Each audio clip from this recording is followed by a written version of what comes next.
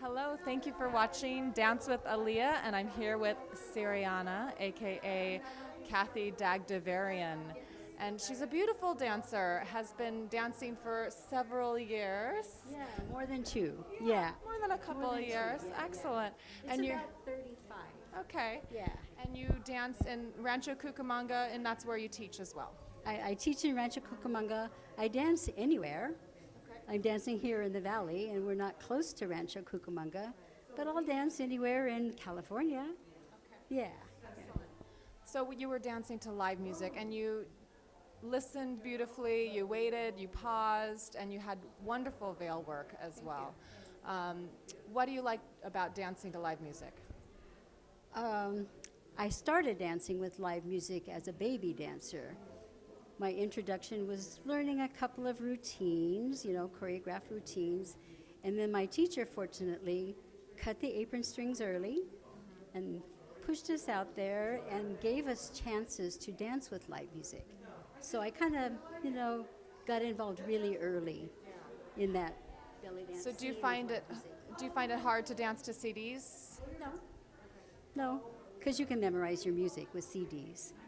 With dancing with live music, the thing that I found most helpful is buy everybody's CD. If a band has a CD, buy it, because you never know. You might dance with them someday spontaneously, and if you have their music and have become acquainted with it, you're less apt to have a bad show. Yeah. What else do you impart to your students? I try to teach them to listen to music and not only just the beat, but try to focus on various instruments so you can play off of different parts of the music, not just that beat. You need the beat, but you also have really interesting instruments to work with. The oud is a very interesting instrument, kanun and nai, different instruments, bouzouki if you're into Greek stuff. And do you play music as well? No, I don't. I play zills. Okay, yes you do. Yeah. Very well. Yeah, thank you. Your teacher, or did you have multiple teachers? Oh, hundreds. It seems like hundreds. It wasn't hundreds, but yeah, every time I got a chance to take a class with a master teacher, I would take a class. If they came into town or if they were close to me, I would take regular classes. But I always kept up with new teachers and new information. And even though I'm old school, I can do the new stuff. I try. What type of style were you primarily did you gravitate to? Or when you were learning, was it primarily just Turkish or Lebanese, or what style? Well, back in the day, we had a variety of music, Arabic and Turkish. That was kind of it. There was no Egyptian really per se when I first started. That was kind of a new thing just coming into style when I started, but now we're going quite a ways back. Okay. Yeah. Like late 70s? 70s, yeah. Yeah, late 70s, yeah. And how did you first get the inclination to start dancing? I had a neighbor, and she saw an ad in the paper, and we went together. My teacher was fantastic. She dropped out, and I kept going. So it just I wanted something to do besides aerobics and I found that I could do that at home anytime I wanted, and I had a little boy at the time. I could practice at home while he was taking a nap or at school, so I didn't have to leave. I didn't have to worry about babysitting.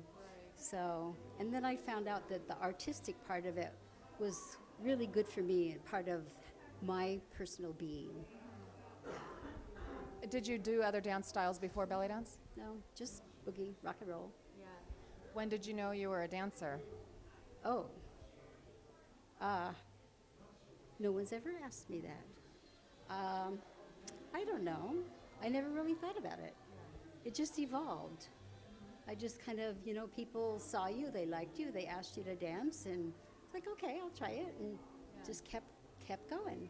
Did you ever make it your only professional job, or have you always managed more than one job, belly dancing and something else? For a while, I had two jobs. I had a day job, a real job.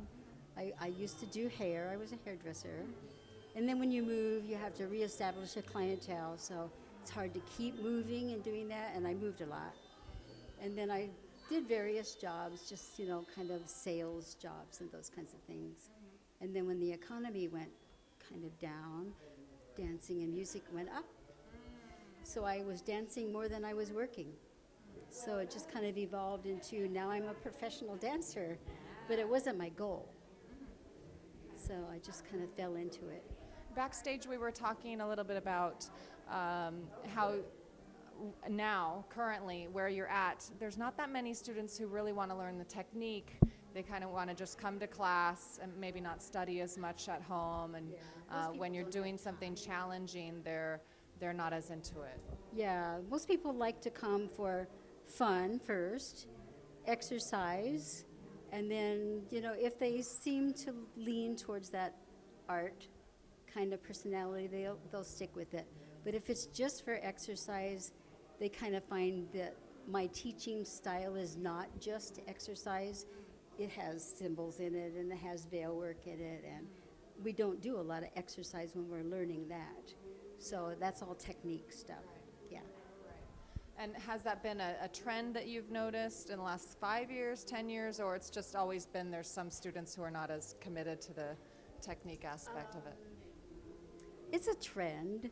It seems to be trending more towards, younger people doing more modern style of dancing that doesn't include finger symbols, because that's harder, and doesn't include veil work.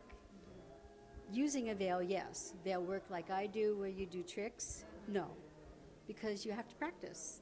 And busy people with families and kids and, jobs and busy schedules don't have time. It just boils down to time. Has anybody else in your family play music or dance? No. Well, my mom was in vaudeville. Oh, okay. When she was little. Nice.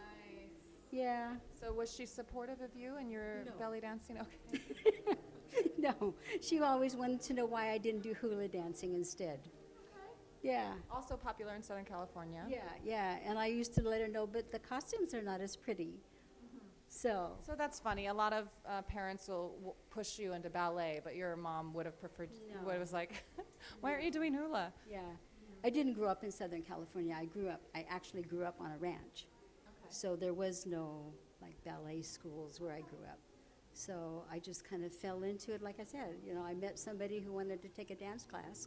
I'd never taken any dance classes ever with anybody. Just, go out and rock and roll dance. Yeah, so. Do you ever dance to rock and roll? Yeah, of course. Yeah. I mean, public, like on stage? No. Just belly dancing, and I just kind of kept it in that field. I seemed like it worked for me. It worked with my schedule. It worked with my personality, with my lifestyle. So I just kind of stuck with it. Yeah, I'm not a jack of all trades. Right. Yeah. Well, it was lovely to meet you, and yeah, your veil work is so beautiful, and you have a grace and a nice style, so it's a pleasure to watch you. Yeah. It's really fun. And I'm married to Var, the drummer. Yeah, so he's kind of helped me, push me when, sometimes you kind of want to kick back and not perform all the time. Yeah. He loves to perform, and I would grumble, and we have to, because I have to do more than he has to do. He just has to bring his drums. I have to do the whole thing.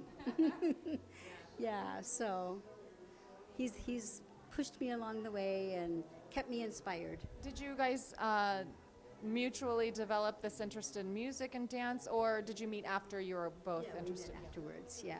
I was working with somebody else that had drummers, various drummers, and he happened to be one at one point in time. So we kind of met through the music and dancing. Yeah. And now you're partners. And now we're partners. Yeah. Well, lovely to meet you again, and please check her out. She's currently in Rancho Cucamonga. What is your website? I don't have a website. No website, I okay. have a blog spot. Okay. It's just Cyriana. Just Cyriana. Cyriana, you'll find my blog spot. Okay, great. Yeah. All right. Well, thank you so much for watching Dance with Aaliyah.